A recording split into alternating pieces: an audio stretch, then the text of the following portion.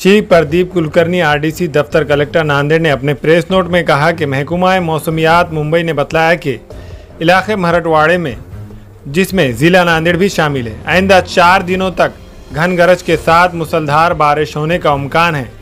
RDC ने कहा कि अगर घन गरज और बिजली की कड़कड़ाहट के साथ बारिश हो रही हो तो शहरी घरों से बाहर ना निकले।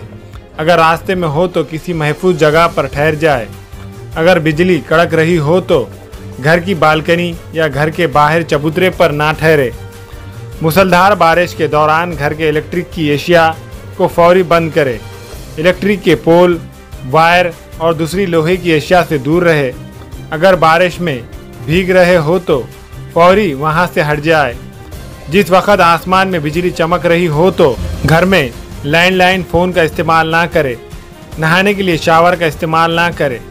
घर में लोहे की पाइपलाइन से दूर रहे। बिजली गिरते वक्त ना देखें। लोहे के पोल के सामने ना ठहरे।